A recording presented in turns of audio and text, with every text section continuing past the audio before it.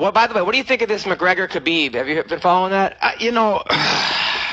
Look, I started out as a very big fan of McGregor, and all this stuff with the retiring and not retiring and all the antics and only fighting like once every 3 years and shit.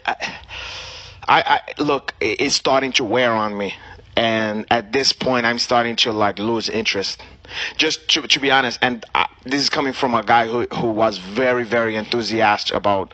It's like at this point, What do you think about him saying your wife is a towel to Khabib? Look, and then Khabib or his manager saying you're a rapist. Here's the thing about that. Like,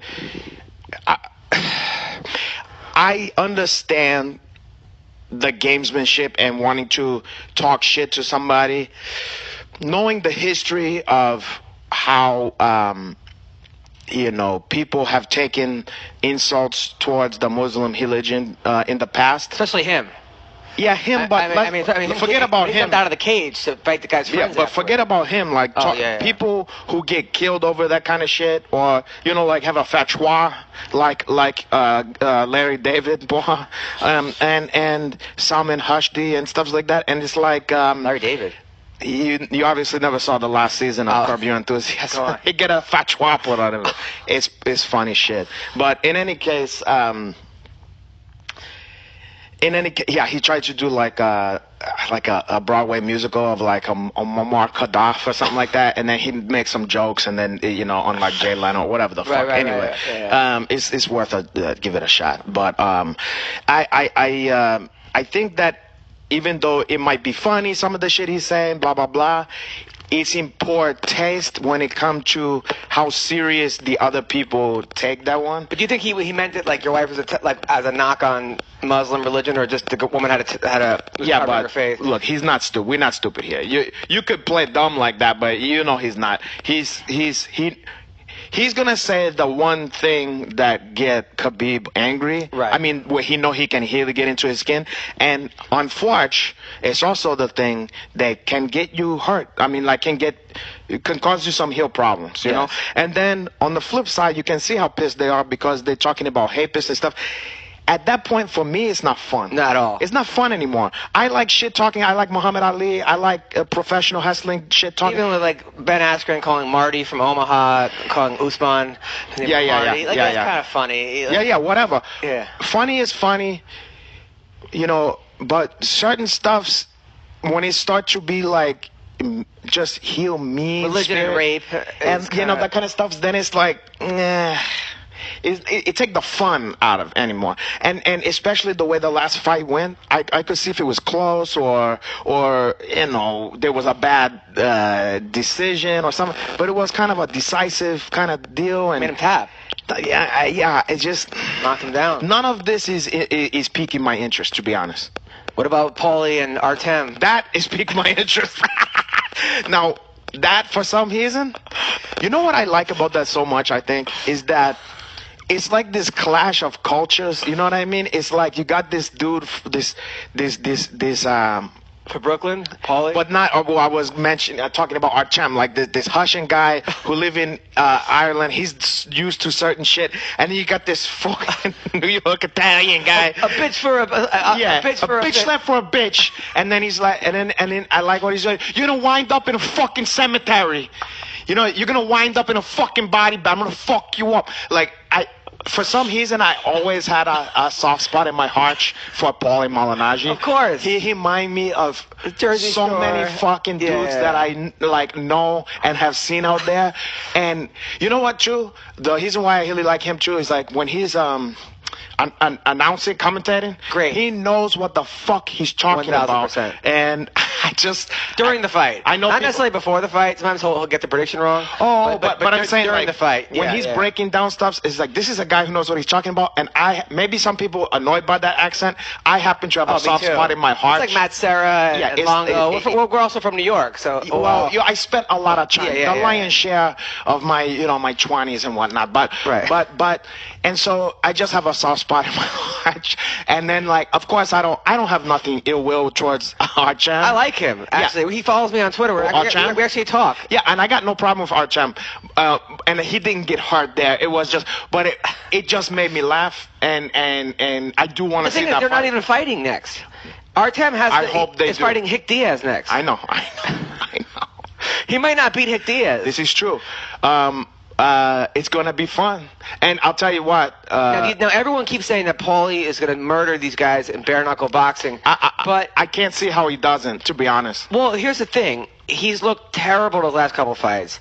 He looked terrible in sparring against McGregor. I know he's light years ahead of MMA guys. What we're saying, power-wise, he had like 3 knockouts in 50 fights, and a lot of the guys he fought on the way up were not world-class fighters. I understand that, but first of all, I have a stinking suspicion that he wasn't getting his ass kicked in the sparring. I think he line on one still shot. A lot of still shots. Oh, is there a lot of them? McGregor's been posting them. Okay, I only saw the one where he's like that. I saw one. Anyway, in any case, I wouldn't if he's gonna list still shots. I would love for him to list the whole video. Yeah, no, let us. But there's a reason why he's not. I mean, what does that tell you? If he's not listing the whole video, that he's cherry picking that stuff. Not to say that McGregor can't fucking box. Obviously, he can box. But I know that Paulie Malignaggi is a world-class fucking boxer, okay? I think that without kicks and without grappling, I think his head movement... But you don't think it's years... I mean, when it's not Paulie in 98, 99... If Artem can fuck him up, then... I'm not saying it's not possible, but... Let's put it to you this way. I would be very surprised. Yeah, me too. That's all. It's not as we see. I can be hung, a lot of time, whatever.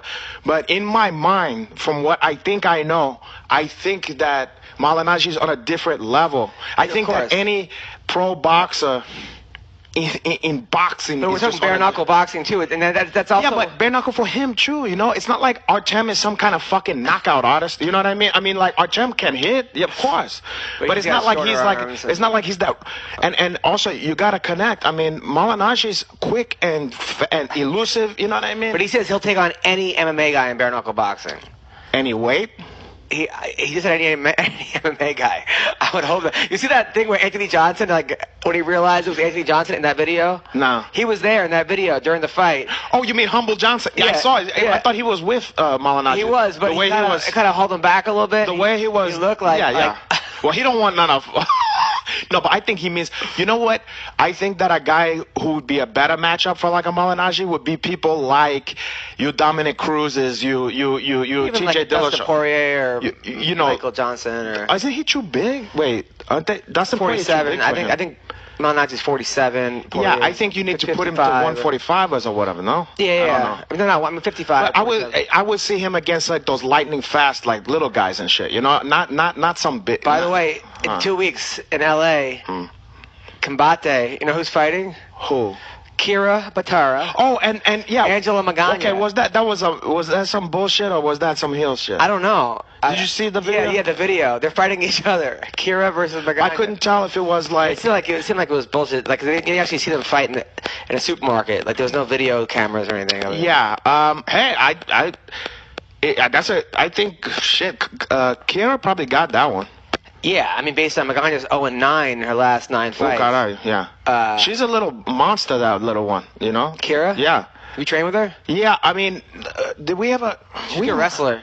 I know she came to one of my seminars, but I don't know... I like her. I don't know if I ever actually sparred with her, but I've seen her... I've been to a couple of her fights before. She's pretty hot, too. Yeah, she's great. She's always been a Laranjino, too. She's always... She love you, Uncle Hanach. But yeah, her and Magana though. I'm looking forward to that. Me too. That would be great. That's going to be a good fight. That's going to be a battle of great cheeks. I tell you that. Right? Who do you think has better cheeks? Well, I'm always going to go. I think the younger cheeks is going to have more advantage on that one. But Magana, that's her. I think her greatest asset there is the buns on there. Yeah. Aside from there, I don't know. Yeah, nice. I want you to subscribe. Subscribe.